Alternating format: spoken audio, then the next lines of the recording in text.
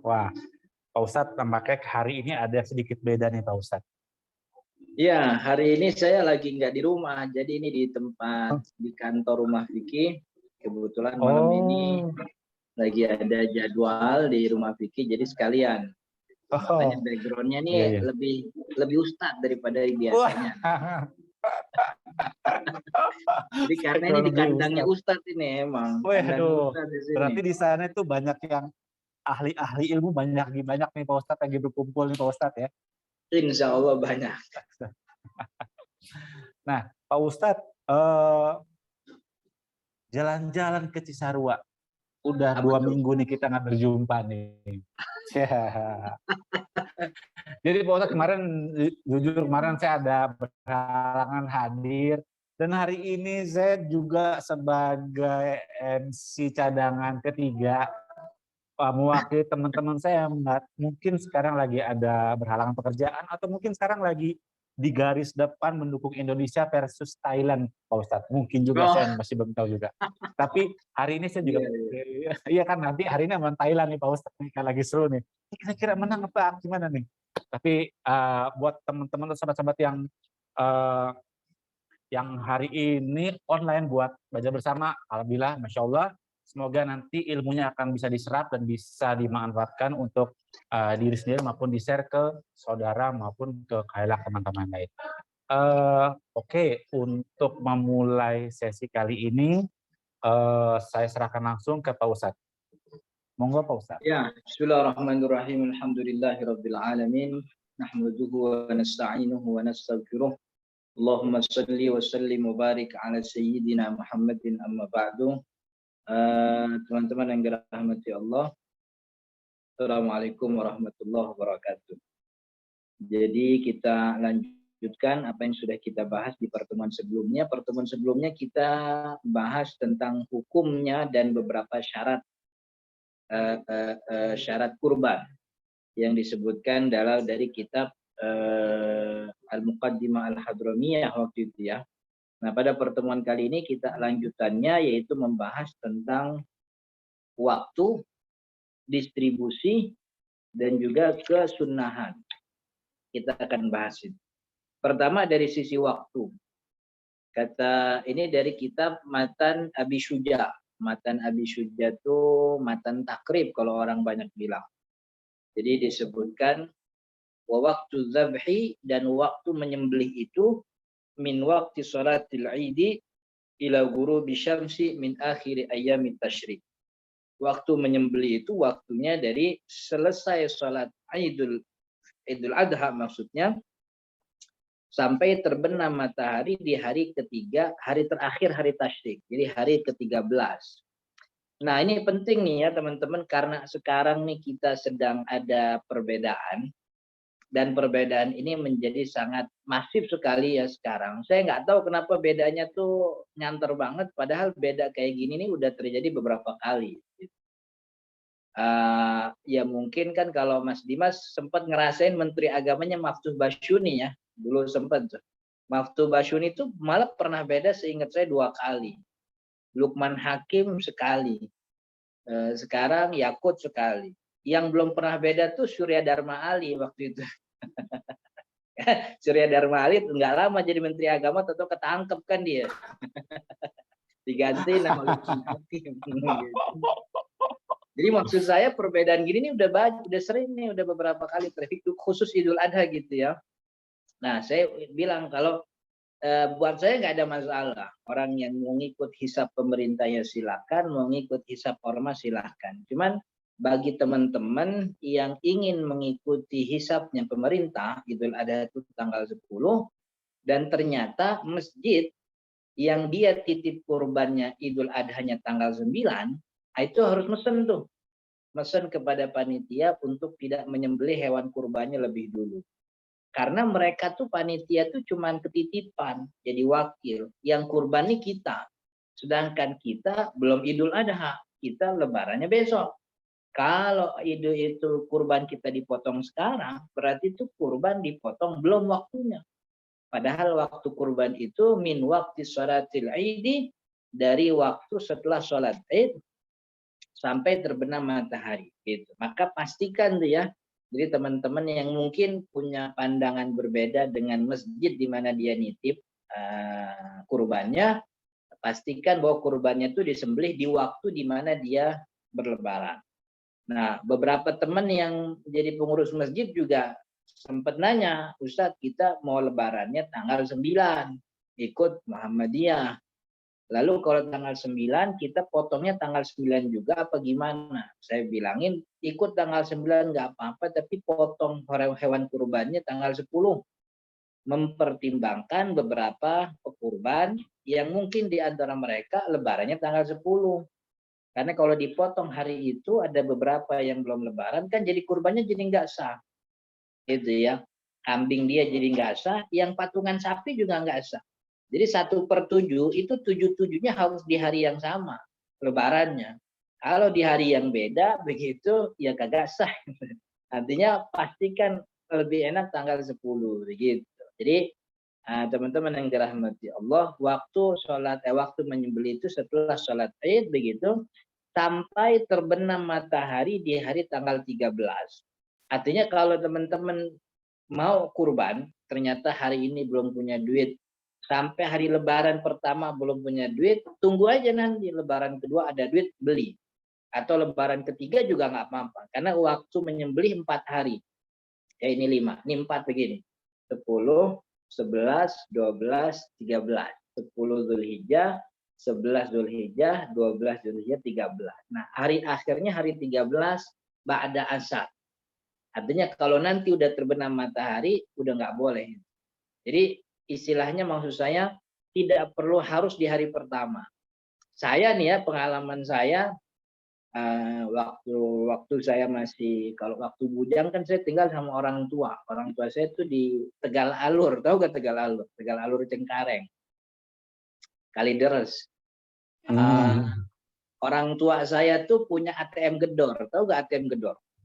Apaan tuh? Kontrakan. ATM Gedor. Jadi kalau minta duit tinggal digedor doang, tok keluar tuh duit. Saya sama orang tua terbiasa motongnya tuh di hari kedua, gitu. Karena kalau hari pertama itu kan di musola di masjid ada. Nah beberapa anak teman-teman yang tinggal di kontrakan tuh sering kagak dapet gitu. Jadi kita nih, saya sama orang tua seringnya tanggal 11. Sering tanggal 11. Jadi tanggal 11 tuh kita motong sendiri aja depan rumah, lalu dibantu sama anak-anak. Jadi itu khusus jatahnya buat anak-anak kontrakan memang. Itu kan lebih baik sebenarnya dari satu sisi untuk apa istilahnya memperlama kesenangan muslim. Jadi muslim senangnya nggak cuma hari pertama, tapi hari masih punya. Itu kan kenapa disebut tasyrik kan ya? Disebut tasyrik itu karena 3 hari itu mereka melakukan tasyrik. Tasyrik itu dari kalimat syaroko. Syaroko itu artinya timur. Timur itu tempat terbitnya matahari. Jadi mereka menjemur itu daging-daging dari arah terbitnya matahari. Maksudnya dagingnya masih banyak. Jadi kalau hari pertama dihabisin ya nggak apa-apa. Cuman kalau kita nih punya kesempatan untuk ntar dah hari kedua aja, hari ketiga gitu, biar apa namanya, atau mungkin kita punya komunitas sendiri misalnya, jadi tidak ada masalah. Jadi waktunya dari mulai hari raya Idul Adha selesai sholat begitu sampai kemudian apa namanya sampai hari ke-13 begitu. Dan apa namanya yang lebih penting lagi dipahami bahwa ibadah kurban ini bagian daripada ibadah ritual. Ritualnya itu mengalirkan darah. Maka makin banyak hewan kurban yang dialirkan, makin banyak dosa yang diampuni gitu. Tentu di satu sisi kita punya ibadah sosial yaitu distribusi. Maka distribusi ini pastikan dialokasikan kepada pihak yang berhak gitu. Itu dari sisi waktu. Kemudian dari sisi distribusi. Kata Imam Abi Syujani matan takrib wala ya'kulu minal udhiyatil mandurati. Tidak boleh itu pekurban, kita yang pekurban tidak boleh makan minal udhiyatil mandurah daripada sembelihan yang wajib, yang nazar. Kemarin kita udah bahas tuh. Jadi ada kurban sunnah, kurban biasa tuh tanggal 10, tapi juga ada kurban wajib, yaitu kurban yang memang dinazarkan. Entah karena memang dia nazar atau dia punya orang tua sempat nazar tapi belum terlaksana, itu kurbannya kurban wajib tuh. Kurban nazar, kurban wajib itu tidak boleh kita ngambil dari hewan kurban yang kita sembelih. Kalau kurban wajib tuh harus disedekahin semua. Makanya pesan juga sama panitia itu. Ya karena mungkin panitia repot gitu ya, nggak bisa. Jadi sebaiknya kalau kurban nazar motong sendiri aja. Jadi nggak usah dititip. Karena kalau dititip nanti nyatu sama plastik-plastik yang lain tuh, itu distribusinya bisa aja jatuh kepada Pak RT, jatuh ke Pak RW, jatuh ke Dekot, Dewan Kota, jatuh ke Dekel, Dewan Kelurahan. Orang kaya semua tuh. Padahal yang namanya kurban wajib, kurban nazar itu harus kepada fakir miskin, sedekah. Begitu. Jadi pesan nama panitianya, Pak, ini kurban nazar. Kurban bapak saya dulu nazar masih hidup, belum terlaksana. Sekarang saya laksanain. Jadi ini kurban wajib. Karena kurban wajib, nggak boleh saya makan. Orang kaya juga nggak boleh. Ini harus disedekahin semuanya. Begitu. Kalau ketahuan, kurban wajib malah dikasih ke kita atau dikasih kepada orang yang mampu. Maka sejumlah yang dikasih itu harus diganti dengan sedekah. Katakanlah kita dapat seplastik ukurannya 1/2 kilo. Nah, maka 1/2 kilo itu wajib kita sedekahin. Artinya kita beli itu daging 1/2 kilo, daging kambing sedekah buat fakir miskin atau ganti uang senilai 1/2 kilo. Karena kurbannya kurban wajib, kurban nazar. Kalau kurban nazar, kurban wajib, kita nggak boleh makan, orang mampu juga nggak boleh dapat. Itu semuanya harus disedekahkan. Tapi kalau kurban sunnah, wa yakulu minal mutatawwa'i biha.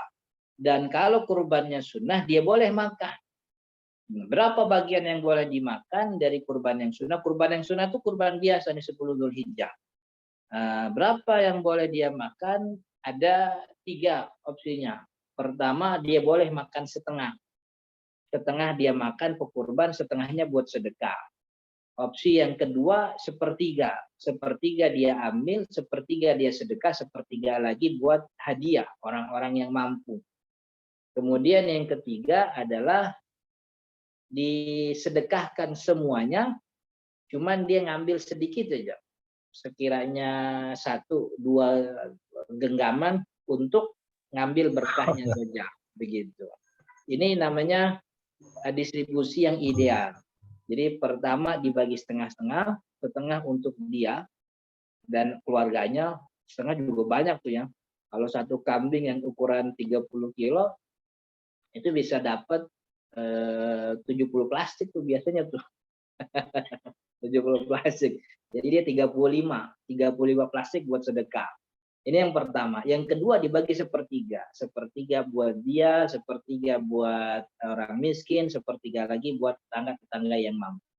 Termasuk pengurus masjid, RT, RW. Nah, yang ketiga yang lebih baik nih.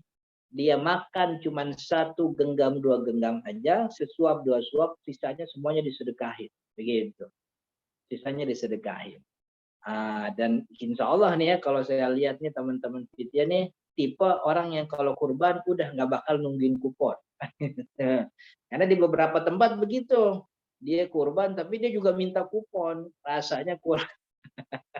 Rasanya mau banget sama kurban yang dia sembelih. Jadi sebaiknya dia sedekahin semuanya. Walayabe, dan juga tidak boleh dijual. Jadi setelah motong begitu, kemudian dia dapat jatah dia sebagai kurban, karena dia anggap daging udah kebanyakan di rumah, kita jual aja dah. Nggak boleh itu. Itu daging sembelihan, daging ibadah. Dia mestinya ya dimakan, kalaupun nggak dimakan dikasih lagi kepada orang lain atau disimpan. Jadi jangan diperjualbelikan. Itu dia kenapa daging kurban tidak boleh diberikan kepada tukang jagal. Tukang jagal tuh yang motong ya, bukan yang megangin buntut, bukan yang dorongin jatuh sapi, bukan. Itu yang megangin buntut, megangin tali, megangin kaki, yang dorong buat jatuh tuh bukan jagal. Itu tukang makan iya gitu. Tukang jagal tuh yang motong. Ya, ya, ya, Maka ya. itu daging kurban tidak boleh diberikan kepada tukang jagal, karena kalau diberikan kepada tukang jagal itu terkesan jual beli. Kita beli jasa potongnya dengan daging kurban. Jadi daging kurban itu jadi harga. Nah itu nggak boleh. Maka itu tukang jagal dilarang mendapatkan jatah daging sebagai upahnya. Tapi kalau dari awal udah dikasih upah, jadi tukang jagal datang, saya motong sapi tarifnya 500.000. Ada 5 sapi, 5 kali 500, 2.500.000. Kita kasih 2.500.000, lalu setelah itu dia dapat daging, dapat pala, nggak ada masalah. Karena daging yang diberikan kepada tukang jagal bukan lagi sebagai upah, tapi sebagai hadiah atau sebagai sedekah mungkin, karena si tukang jagal fakir miskin. Jadi yang nggak boleh itu kalau ngasih sebagai upah, karena kalau ngasih sebagai upah jadinya jual beli, jadi transaksi, dan itu dilarang begitu. Maka itu ada beberapa orang yang melihat panitia itu sama seperti tukang jagal. Kalau memang melihat panitia sebagai tukang jagal, ya begitu juga diperlakukan, dikasih uang sebagai upah capeknya, lalu kemudian kalau udah dikasih uang, ya berarti mereka boleh makan daging sembelihan. Begitu. Wallahu ta'ala alam. Lanjut satu lagi, sunnah wa yustahabbu, dan disunahkan. Ini yang hal-hal yang disunahkan ketika berkurban ada 5 perkara. Yang pertama at-tasmiyah. At-tasmiyah itu baca bismillah. Yang kedua salawat kepada Nabi Muhammad, wassalatu ala Nabi sallallahu alaihi wasallam. Yang ketiga istiqbalul kiblat, menghadap ke kiblat. Dianya ngadep kiblat, kambingnya, sapinya juga ngadep ke kiblat. Itu sunnahnya. Yang keempat at-takbir, mengucapkan takbir. Kemudian yang kelima ad-du'a'u bil qabul, doa supaya kurbannya diterima. Jadi ketika sebelum menyembelih Allahu Akbar sambil membaca doa. Doanya apa? Allahumma taqabbal minni wa min ahli. Ya Allah, terimalah kurban ini dariku dan dari keluargaku. Gitu. Allahumma hadza minka wa ilaika fataqabbal minni wa min ahli. Allahumma taqabbal minni wa min ahli, atau Allahumma taqabbal minni. Allahumma taqabbal minni. Karena dulu Nabi Muhammad doanya begitu. Allahumma taqabbal min Muhammadin wa ali Muhammadin. Allahumma taqabbal dari Muhammad, ya Allah terimalah ini dari Muhammad dan keluarganya Muhammad. Ya Allah terimalah ini dariku dan dari keluarga. Gitu. Jadi itu sunnahnya gitu. Kemudian juga sunnahnya bagi orang yang berkurban, kalau dia tidak memotong sendiri, sunnahnya dia menyaksikan. Ini juga yang sering diabaikan oleh beberapa panitia. Jadi sering memotong tanpa penglihatan si pekurban. Jadi mestinya pekurban dipanggil nih, kambingnya Haji Fulan mana? Sini lihat. Nah, begitu mestinya. Jadi kalaupun dia nggak motong, dia menyaksikan gitu. Dan kitanya juga berusaha untuk bisa hadir. Jadi hadir di tempat penyembelihan, saya mau melihat kurban saya disembelih. Itu sunnah. Jadi dulu Nabi Muhammad motongin kurbannya Sayyidah Fatimah. Lalu Nabi Muhammad mengatakan kepada Sayyidah Fatimah, "Qumi washhadi." Fatimah, berdiri. Lihat ini kurbanmu disembelih. Gitu. Kemudian Nabi Muhammad mengatakan, inna awwala ma qutira min damiha yughfar laki min dambika kulliha. Kata Nabi Muhammad, tetesan pertama yang jatuh ke atas muka bumi, dari sejak itu dosamu diampuni yang telah lalu. Artinya makin banyak darah yang dialirkan, makin banyak dosa yang diampuni. Kemudian Sayyidah Fatimah mengatakan, ahadza lana wa li ahli baitina am li jami'il muslimin. Ini keutamaan bahwa kurban itu darahnya menetes sekaligus mengampuni dosa kita. Apakah itu khususan buat kita, keluarga Nabi Muhammad, atau buat semua orang muslim?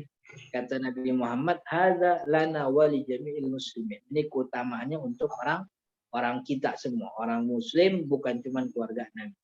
Maka itu betul kata Imam Syafi'i, 7 kambing itu lebih baik daripada 1 sapi dari sisi ritual. Karena kalau kita menyembelih 7 kambing, banyak darah yang dialirkan. Karena banyak darah yang dialirkan, maka keutamaan ritualnya dapat. Tapi kalau satu sapi kan cuma satu doang yang dialirkan darah. Tapi dari sisi sosial, sapi itu lebih baik karena dagingnya lebih banyak, dan daging sapi itu lebih banyak tidak banyak orang pantangan. Kalau kambing kan banyak orang pantangan, jadi banyak orang tidak minat. Tapi kalau sapi itu hampir semua orang minat. Jadi, dari sisi sosial distribusi sapi lebih dibanding dibanding daging kambing begitu. Saya kira cukup ini sebagai pembuka untuk kita kemudian buka sesi tanya jawab. Jadi saya sisain banyak nih waktunya nih biar banyak pertanyaan, biar banyak, biar materinya juga bisa berkembang. Mudah-mudahan bermanfaat. Saya kembalikan kepada Mas Dimas. Assalamualaikum warahmatullahi wabarakatuh. Waalaikumsalam warahmatullahi wabarakatuh. Masya Allah, makasih Pak Ustadz buat banyak ilmu yang udah disampaikan. Nah, sahabat Vidya, sekali lagi saya buka open question. Silakan aja yang mau raise hand boleh, mau langsung ketik boleh, atau mau langsung open mic juga boleh. Nah, alhamdulillah nih, udah ada pertanyaan. Saya baca nih dari Mas Topat.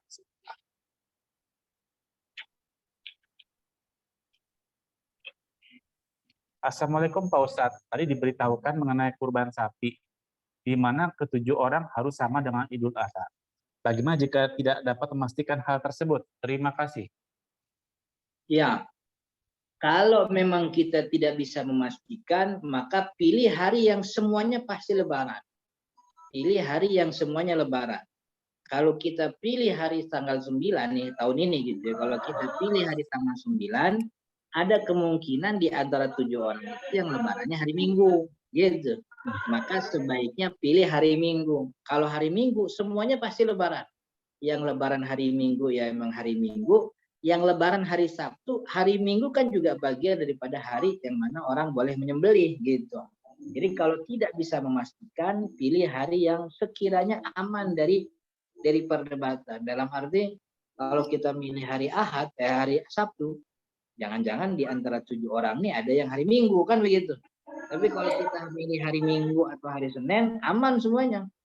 Baik yang lebarannya hari Minggu atau lebarannya hari Sabtu. Hari Senin itu memang hari yang masih boleh menyembelih. Gitu.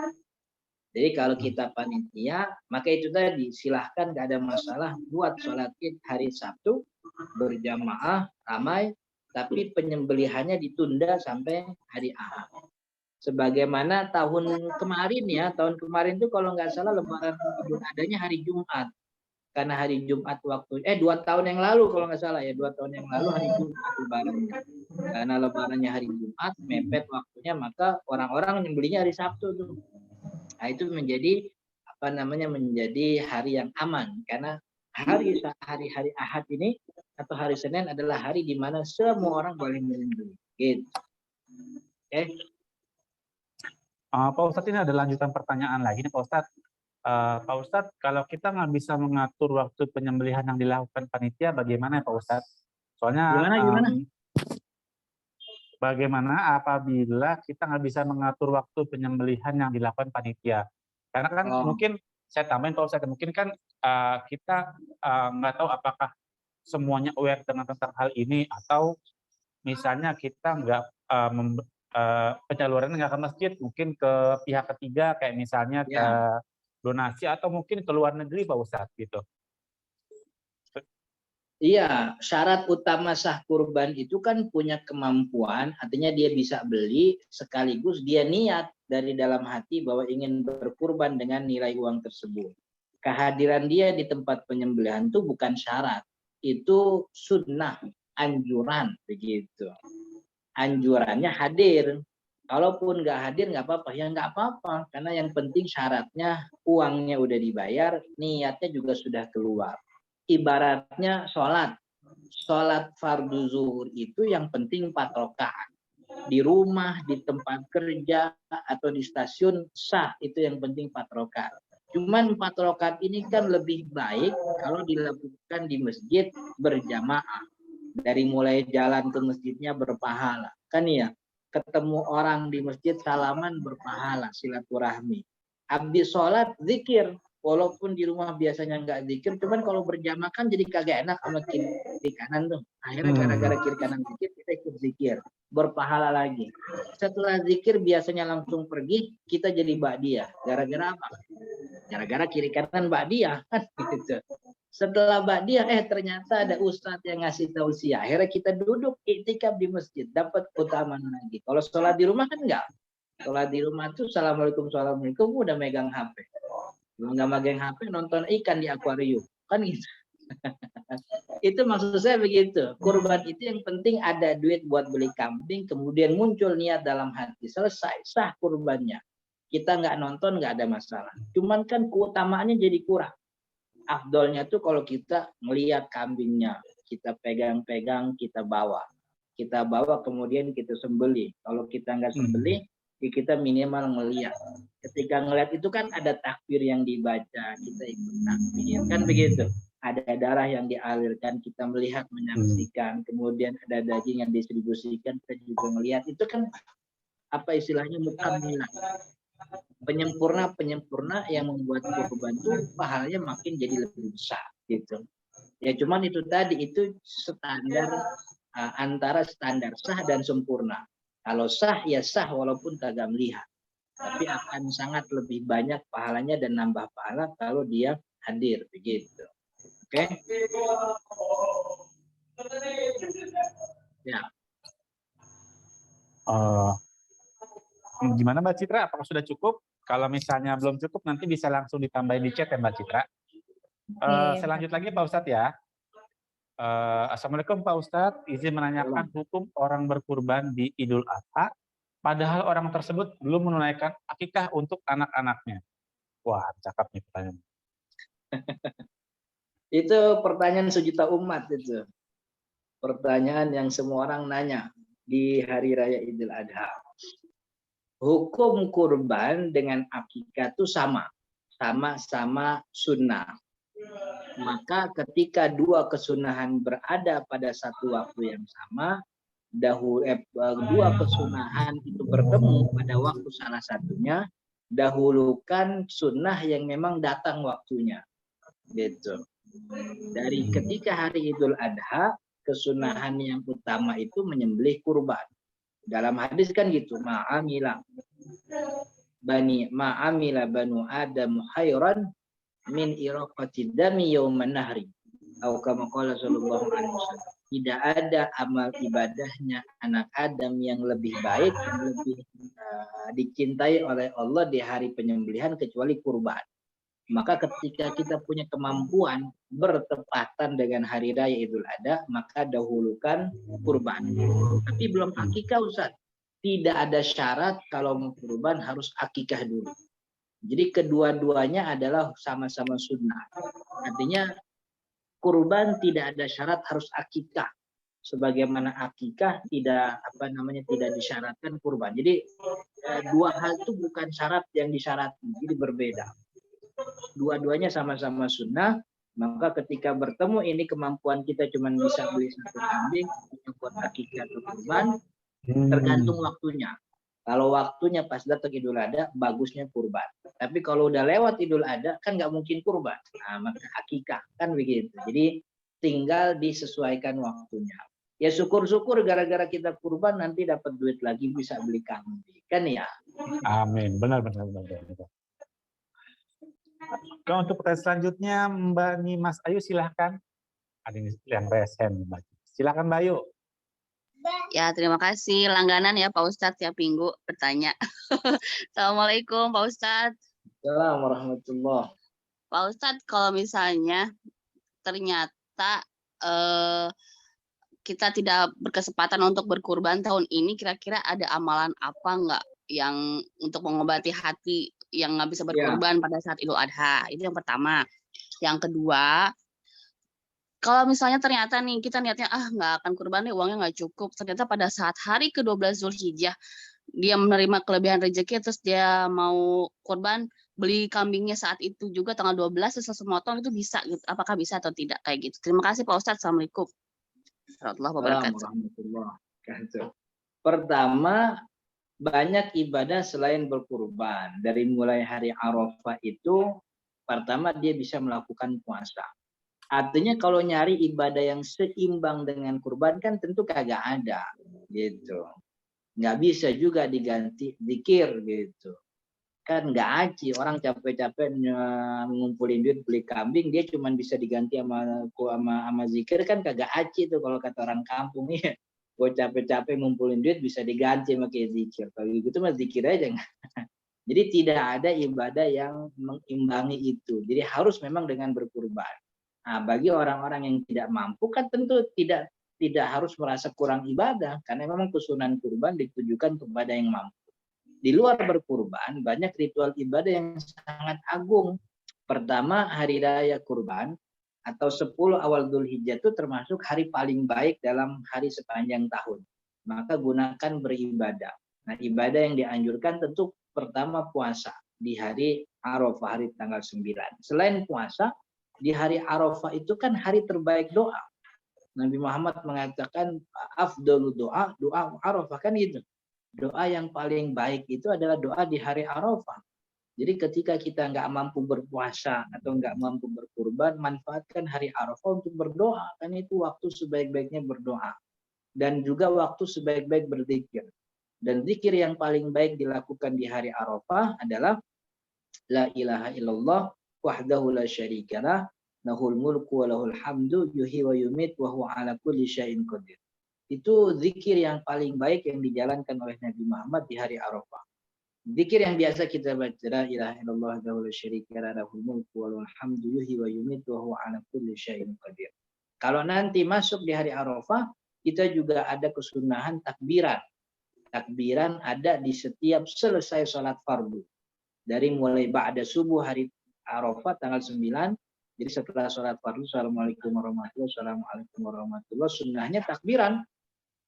Allahu akbar, Allahu akbar, takbiran sendiri atau berjamaah. Itu yang bisa dilakukan untuk menggapai apa yang kita mungkin kita tidak gapai dari menyembelih hewan kurban.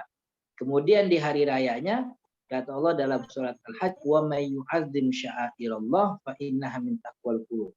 Keutamaan yang dilakukan bagi hari raya bagi yang tidak berkurban adalah mengagungkan syiar.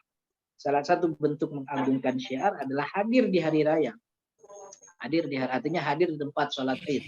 Jadi sebisa mungkin yang kagak kurban, kalau bisa datang lebih awal biar nyampe sok depan. Begitu. Jangan udahnya kagak kurban sok paling belakang.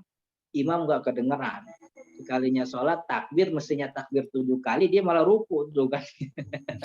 Mestinya takbir 7 kali begitu. Surat Al-Hajj yang wa may yu'azzim sya'airallah itu surat Al-Hajj ayat 32 gitu. Jadi mengagungkan syiar diantaranya bertakbir, kemudian hadir di hari raya dan juga hadir di hari penyembelihan, maksudnya menyaksikan penyembelihan. Dan kemudian takbir itu dianjurkan terus-menerus dari mulai setelah sholat fardu hari Arafah sampai tanggal 13 Dzulhijjah ba'da asar. Itu yang dianjurkan. Jadi bagi teman-teman yang tidak berkurban atau nggak mampu pada saat itu, manfaatkan hari itu untuk saya nyebutnya akselerasi. Jadi Allah ngasih hari terbaik ini salah satu fungsinya untuk akselerasi dosa. Jadi dosa kita udah kebanyakan nih. Kalau ngandelin ibadah yang wajib-wajib kayaknya susah ngejarnya. Allah ngasih nih hari mulia nih. Nah, maka di hari-hari mulia ini kita manfaatkan untuk bisa akselerasi. Supaya bisa kejar itu kita punya dosa. Kan gitu. Karena kalau ngandelin yang wajib ya susah. Ngandelin umur juga nggak nyampe. Umur kita paling 60-70. Dosa kita udah kebanyakan kan. Jadi akselerasi begitu. Kemudian yang kedua, kalau orang kemampuan tanggal 12, dia boleh beli hewan kurban hari itu dan menyembelih hari itu karena harinya memang masih hari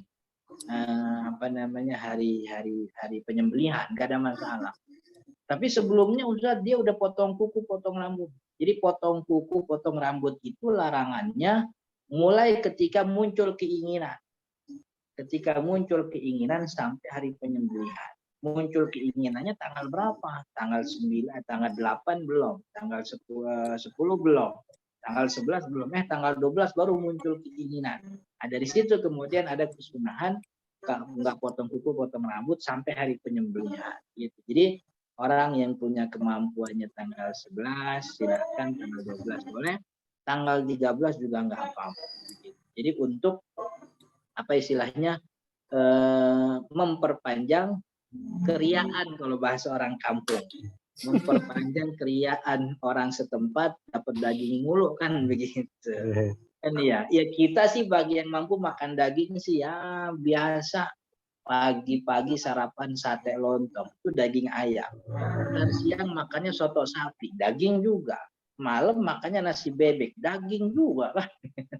Tapi bagi teman-teman yang nggak mampu nih kan dapat daging ini kesempatan bagi mereka untuk istilahnya apa makan mewah kan begitu. Makan mewah. Jadi apa namanya tidak mesti di hari pertama, hari kedua boleh gitu. Sebagaimana kita punya orang tua kebiasaannya nyembelih hari tanggal 11.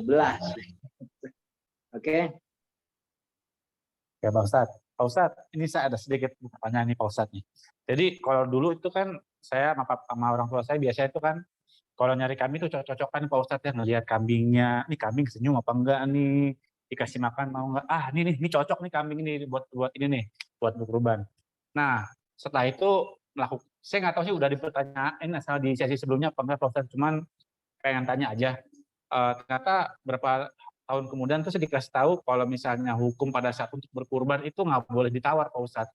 Wah itu saya bingung, nggak boleh ditawar. Nah, tapi kan dia tahu cuannya berapa kalau misalnya dia nggak mau, tinggal nggak mau aja gitu. Itu benar apa nggak sih Pak Ustadz? Terus yang kedua, saya sekaligus sebagai ketua RT juga di lingkungan saya nih Pak Ustadz ya.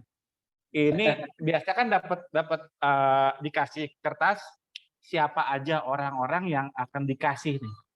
Nah, saya juga bingung juga nih Pak Ustadz. Ini pas saat saya nulis itu indikator saya tuh cuman ini kayaknya susah aja. Ini kayak kurang mampu deh. Ini kayak kurang mampu deh. Sebenarnya ada sih indikator yang buat saya mastiin. Jadi kalau tahun depan ada lagi, saya tahu orang-orang yang seperti ini, indikator seperti ini adalah orang-orang yang dikasih. Karena saya takutnya orang yang menurut saya ini udah kurang mampu tapi punya motor kayak gitu Pak Ustadz. Ya. Terus yang ketiga itu ini Pak Ustadz tadi bilang kan dapat kurban dapat 35 kilo terus dapat kurang lebih 70 bungkus. Nah sebenarnya saya pengen tanya terkait bungkusannya itu Pak Ustadz. Sebenarnya ada nggak sih ini harus dipotong berapa kilo, berapa potongan, berapa potong sehingga ini istilahnya potongan ini yang buat dibagiin apakah bisa banyak atau bisa dikit, apa emang ada ukuran tertentu Pak Ustadz? Udah itu aja Pak Ustadz. Terima kasih Pak Ustadz. Ya, pertama soal lupa tuh banyak kan nawar Pak Ustadz. Nawar, iya benar. Nawar. Itu banyak tuh ya, sampai apa namanya sering muncul kalau lagi musim Idul Adha, ada anggapan bahkan beberapanya nyebut ada hadis katanya. Ada hadis yang larang orang nawar kalau buat kurban. Saya juga nggak tahu tuh muncul dari mana. Jadi tidak ada keharusan kalau beli buat kurban tuh kagak boleh. Itu kalaupun ada hadisnya tuh pasti ngeriwayatin tukang kambing semua tuh begitu. Nah, itu dia tuh Pak Ustadz tuh. Sama kayak Ramadan kemarin. Muncul banyak riwayat berbukalah dengan yang manis-manis. Itu nggak ada. Tuh kalaupun ada yang ngeriwayatin tuh tukang sosro itu. Bukan. Iya, benar. Jadi nggak ada. Orang boleh nawar, nggak ada masalah gitu. Namanya jual beli ya silahkan nawar, nggak ada masalah. Kemudian yang kedua soal apa distribusi apa? Yang penerima ini Pak Ustadz penerima buat ya jadi gini nih parameter seperti apa sih? Sebenarnya kan tadi dibilang ibadah kurban itu selesai ketika mengalirkan darahnya dialirkan, selesai ibadah kurban. Setelah itu langkah selanjutnya adalah ibadah sosial. Nah syariat tidak memberikan pakem harus sekian ya, Oh, harus ke ini ya, enggak. Kemana aja boleh. Ke orang kaya boleh, ke orang miskin boleh. Tapi jatah yang ke orang kaya lebih banyak Ustaz. Kalau dikumpulin lebih dari nggak apa-apa, lebih dari sepertiga nggak ada masalah. Karena kurban tuh ibadahnya sudah selesai ketika darah dialirkan. Distribusinya itu kemana aja silahkan. Bahkan kepada non muslim pun boleh. Jadi kalau ada warga sekitar non muslim, dia juga nggak ada masalah dapat daging kurban. Gitu. Yang jadi masalah tuh tadi harus kalau seandainya ada orang yang kurbannya wajib. Nah, ditandain tuh. Kita kan punya data fakir miskin waktu pembagian zakat fitrah. Nah, waktu pembagian zakat fitrah itu data fakir miskin kita pakai lagi. Ini fakir miskin khusus mendapat tambahan kurban dari kurban wajib. Kalau ada kurban wajib itu pakai apa namanya?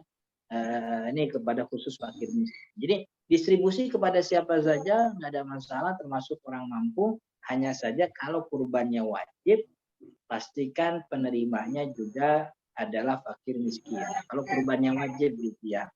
Lalu maka itu tadi jumlah daging dalam satu plastik itu tidak ada ketetapan syariatnya. Jadi mau diisi dikit ya boleh, mau diikut setengah kilo boleh, mau diisi 1 kilo juga begitu. Cuman kan biasanya kan ya, biasanya kalau di saya punya musola, punya masjid, satu plastik tuh diisinya setengah kilo dulu. Ntar kalau udah banyak, maksudnya masih adanya baru ditambahin lagi. Biasanya begitu. tapi tambahnya babat gitu Pak Ustadz. Wah, Iya, ini jeroan semua nih. Dagingnya dikit, jeroan semua. Ya, makasih Pak Ustadz udah tercerahkan. Nah, berikutnya ini ada Mbak Citra. Silakan Mbak Citra. Ya, makasih Mas Dimas. Assalamualaikum warahmatullahi wabarakatuh, Pak Ustadz. warahmatullah. Mau memperjelas yang tadi Pak Ustadz, Afwan, tentang 7 orang yang untuk berkurban 1 ekor sapi, kalau kita nggak bisa memastikan itu 7-7-nya berlebaran di hari yang sama, itu baiknya gimana ya Pak Ustadz? Atau apakah mendingan untuk situasi kayak saat ini yang lebarannya ada 2 kemungkinan, mendingan kita kurbannya kambing aja Pak Ustadz? Karena kan itu pasti buat kita aja gitu, nggak perlu ya sama orang lain gitu. Lalu yang kalau boleh yang kedua Pak Ustadz, yang kedua tentang kurban wajib. Selain karena nazar, ada penyebab lain nggak ya Pak Ustadz yang membuat orang jadi jatuhnya kurban wajib? Gitu aja Ustadz. Syukran Ustadz. Assalamualaikum warahmatullahi wabarakatuh. Warahmatullahi wabarakatuh.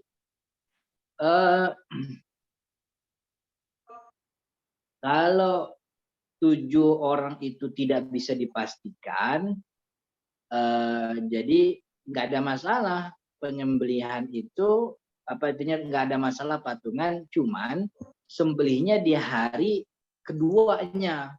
Nah, kalau sekarang kan hari Ahad. Jadi kalau nyembeli di hari tanggal 9, hari ini nih, hari tahun ini, hari Sabtu, itu kemungkinan ada di antara 7 orang yang lebarannya hari 10, hari Ahad. Maka sebaiknya di hari Ahad aja nyembelihnya, begitu. Gitu. Jadi enggak, maka kepastiannya itu bukan dari kita sebenarnya. Mesen ke panitianya sebenarnya tuh yang harus ditekankan. Karena di antara 7 orang itu mungkin lebarannya beda-beda, maka untuk jadi sah motongnya di tanggal 10 saja. Karena kalau tanggal 10 itu hari yang semua orang sepakat itu hari penyembelihan, begitu. Tapi kalaupun memang ragu, ntar malah panitianya asal motong tanggal 9. Nggak jadi patungan, namanya kambing ya nggak ada masalah untuk bisa memastikan. Makanya kan memang nih kepanitiaan ini agak ribet sebenarnya menghukuminya. Karena memang panitia ini belum pernah muncul dari zaman Nabi, ulama-ulama pun belum ada waktu itu kan, sekarang aja nih. Gitu. Yang dianjurkan oleh Nabi Muhammad itu kan kita motong sendiri. Gitu ya, kalau kita perempuan minta potongin sama kakak laki atau minta potongin sama orang tua atau panggil tukang jagal sekalian ntar kita bayar, kan begitu. Jadi memang sebaiknya menyembelih sendiri. Cuman kan kalau menyembelih sendiri itu jadi kagak ada syiarnya, kurang syiar. Ya taruhlah di masjid cuman dengan pengawasan, kita awas. Oke? Dana cukup ya Mbak. Satu lagi ya apa? Kurban wajib selain nazar karena apa ya? Ya, kurban wajib itu pertama karena nazar, yang kedua karena dikhususkan. Ini kalau dikhususkan ini jelasinnya bingung. Bahasa Arabnya ta'yin. Jadi memang ada semacam pengkhususan terhadap kambing atau hewan yang dia miliki bahwa ini buat kurban. Jadi orang udah punya kambing nih. Ketika kambingnya dibawa ditanya, kambing siapa tuh Ji? Kambing aneh. Buat apa kambing? Kambing buat kurban. Ah gitu tuh. Itu ucapan seperti itu dalam pandangan Syafi'i ya, sebagian ulama Syafi'i mengatakan ini kurban jadi wajib karena dia mengucapkan penentuan ibadah pada syarat ibadah. Penentuan ibadahnya kurban, syaratnya kambing. Kalau itu. Jadi dia mengkhususkan kambing ini untuk ibadah kurban di harinya. Maka ucapan itu seperti ta'yin. Dan ta'yin itu adalah porsi terbesar dalam nazar. Maka dia syibhun nazar. Dia misli seperti nazar. Maka ini menjadi kewajiban. Ucapan seperti itu. Nah, tapi pandangan ini, pandangan ucapan itu jadi wajib, ini pandangan kayaknya tidak, pertama memang tidak disepakati, dalam mazhab pun tidak disepakati. Yang kedua, aplikasinya susah di Indonesia. Aplikasinya susah karena kita semua pasti mengatakan kambing yang kita beli itu untuk kurban gitu. Kalau kita pakai pendapat ini begitu, ini menyusahkan banyak orang akhirnya. Maka itu pendapat ini banyak tidak dikenalkan kepada masyarakat karena memang menyusahkan. Karena kita semua pasti nyebut kambing yang kita beli itu buat kurban. Dan kita bukan orang yang tinggal di daerah yang semuanya orang punya kambing. Jadi dia, kalau orang punya kambing kan dia bisa pilih mana yang buat kurban, mana yang enggak. Tapi kan kita punya kurban emang buat kurban. Punya kambing emang buat kurban. Jadi pendapat ini ada dalam pandangan ulama Syafi'i. Tapi saya sendiri ini enggak pakai. Karena ya susah memang mengaplikasikan pendapat ini. Dan itu sah-sah saja dalam arti selama memang pendapat ini bukan pendapat yang disepakati, jadi kita pakai apa istilahnya pendekatan pendapat yang berbeda agar terpenuhi maslahat. Karena kalau kalau ini dipaksakan atau dipakai pendapat ini menyusahkan banyak orang akhirnya. Masa tiba ngomong begitu doang jadi kewajiban kan gitu. Kalau jadi kewajiban kan berarti nggak boleh dia makan. Kalau dia makan dia harus ganti itu sedekah, dan itu memang agak merepotkan. Tapi ya pendapat itu ada. Mudah-mudahan cukup ya Mbak Citra. Cukup Ustaz, syukron Ustaz, jazakumullah khair. Ya, Sobat Fitya, silakan kalau misalnya ada pertanyaan langsung aja untuk melakukan resen atau langsung bisa tanya ke Pak Ustadz langsung. Jadi untuk hari ini sesi yang kurban udah tamat berarti Pak Ustadz ya? Iya. Berarti nanti untuk pertemuan selanjutnya kita kembali ke kitab Safinatun ya? Iya, kita mulainya sebab tayamum insya Allah minggu depan.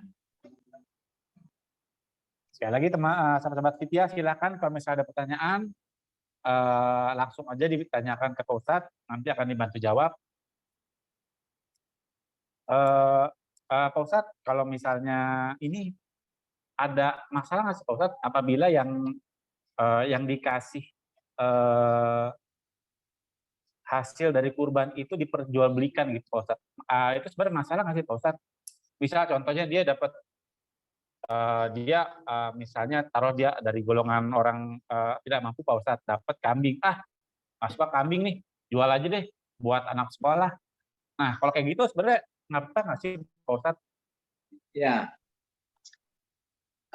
Tadi kan kita bilang bahwa salah satu bentuk distribusi yang dianjurkan oleh ulama kan dibagi sepertiga-sepertiga. Salah satu bentuk distribusinya. Sepertiga buat pekurban dan keluarganya, sepertiga buat fakir miskin, sedekah, sepertiga buat orang-orang mampu, orang kaya. Nah, dari tiga pihak penerima kurban ini, memang pihak fakir miskin ini yang dibolehkan untuk jual daging sembelihan. Pekurban dan keluarganya nggak boleh, orang-orang mampu yang dapat jatah nggak boleh. Karena pekurban dan orang mampu itu jatuhnya hadiah, it'am, kasih makan. Sedangkan kepada fakir miskin, sedekah itu memberikan kepemilikan. Karena udah jadi milik si fakir miskin, maka fakir miskin boleh menjual. Jadi satu-satunya pihak yang boleh menjual daging sembelihan adalah fakir miskin. Walaupun saya sendiri nggak pernah lihat ya, orang walaupun miskin kalau dapat daging ya dia simpan gitu, nggak dijual gitu. Saya belum pernah lihat gitu. Tapi dia memang boleh. Maka nih bagi teman-teman yang mungkin panitia atau pengurus masjid atau apa namanya pengurus rukun tetangga yang mungkin dapat kurban, kalau ada bagian yang mungkin dijual karena memang nggak mungkin dikasih kepada warga seperti kulit, nggak apa-apa dijual. Tapi hasilnya jadi sedekah buat orang miskin, gitu. Karena memang mereka itu yang cuman boleh menjual daging sembelihan. Jadi dijual itu kalau ada tengkolak datang dijual, nanti hasilnya buat fakir miskin, bukan buat panitia, bukan buat masjid, bukan buat kurban, tapi khusus untuk orang-orang fakir miskin. Jadi memanfaatkan sebaik-baiknya supaya terdistribusikan dengan optimal begitu. Oke, Bos. Sahabat-sahabat Vidya, kalau misalnya tidak ada pertanyaan untuk ada nih Mas Topan. Silakan Mas Topan. Ya, terima kasih. Assalamualaikum warahmatullahi wabarakatuh. Pak Ustadz, saya ingin menanyakan jika hewan kurban tersebut di hari -1 sebelum penyembelihan terdapat kendala, dalam artian hewan tersebut terkena virus atau terjatuh dan dia kakinya pincang dan atau sebagainya macamnya sehingga tidak layak dikurbankan, apakah tetap bisa dikurbankan atau tidak? Terima kasih. Ya. Kalau menjelang hari H, kurbannya terkena aib, cacat yang cacatnya tuh justru merusak syarat sah kurban. Seperti kakinya pincang, matanya buta, atau terkena virus yang mengganggu keutuhan daging, kan gitu. Ada virus di mulutnya, berarti kan bagian mulut dibuang. Kalau kurbannya kurban sunnah, kurban biasa, ya udah nggak usah dikurbankan. Jadi nggak bisa jadi kurban karena ada aibnya. Kalau tetap dikurbankan, artinya tetap disembelih, itu jadinya sedekah daging, bukan jadi kurban. Gitu. Kalau kurbannya sunnah. Tapi kalau kurbannya wajib, ini kurban nazar nih. Dia kurban nazar, wajib nih. Udah nyampe hari H, sebelum hari H, ternyata ada aibnya begitu. Ketahuan aibnya.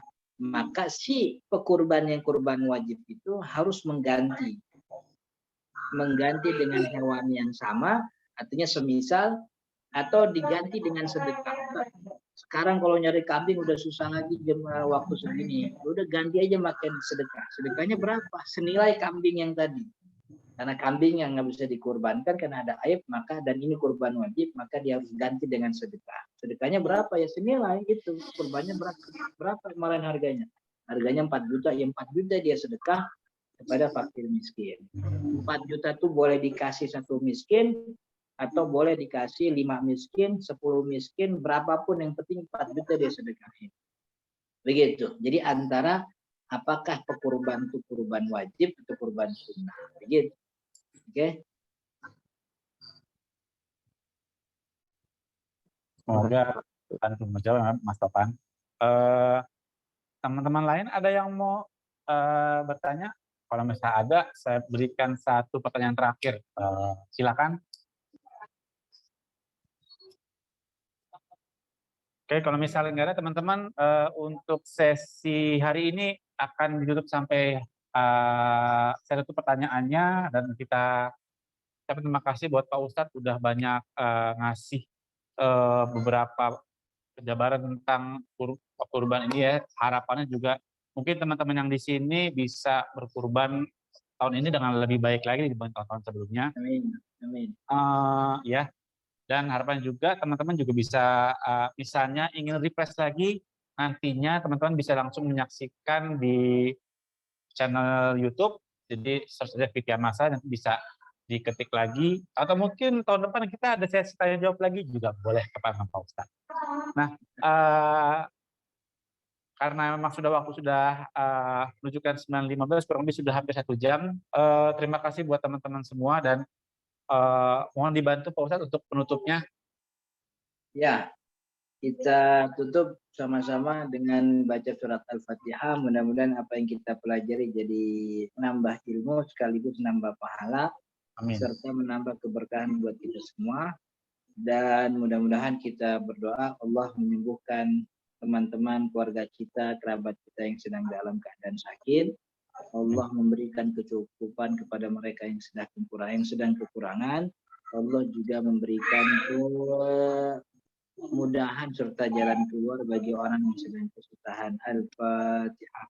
A'udzubillahi minasyaitonirrajim. Bismillahirrahmanirrahim. Alhamdulillahirrahmanirrahim. Kemudian iyyaka na'budu wa iyyaka nasta'in. Ihdinas siratal ladzina an'amta 'alaihim ghairil maghdubi 'alaihim waladdallin. Amin.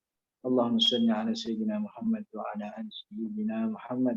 Allahumma ighfir lana dhunubana wa liwalidina warhamhum kama rabbawna shighara. Allahumma anfa'na bima 'allamtana wa 'allimna ma yanfa'una warzuqna 'ilman nafi'an warzuqna fahman sahihan fid din ya rabbal alamin. Allahumma ij'al jam'ana hadha jam'an marhuma waj'al tafarruqana min ba'da hadha tafarruqan ma'suma. Wa sallallahu ala sayyidina Muhammadin wa ala alihi washabbihi wasallam. Walhamdulillahi rabbil alamin. Assalamualaikum warahmatullahi wabarakatuh. Waalaikumsalam warahmatullahi wabarakatuh. Saya pamit duluan Mas Dimas ya, teman-teman. Ya, Pak Ustadz. Terima kasih Pak Ustadz. Semoga sampai nanti kita berjumpa lagi dalam keadaan sehat tentunya, dan sahabat-sahabat kita yang lain. Terima kasih sudah bisa hadir, bisa nyempetin waktu untuk bisa belajar bareng, sharing bareng-bareng. Dan untuk minggu depan kita kembali ke Kitab Safinatun kembali. Nanti seluruh tema-tema kita, belajar Kitab Safinatun, atau mungkin sekali lagi tentang belajar tentang kurban ini bisa langsung disaksikan di channel YouTube.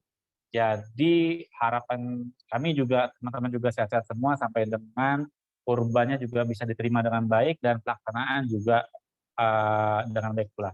Untuk itu di akhir saya mau ngasih pantun sedikit nih. Beli sepatu di Ciletuh. Wassalamualaikum warahmatullahi wabarakatuh. Waalaikumsalam warahmatullahi wabarakatuh.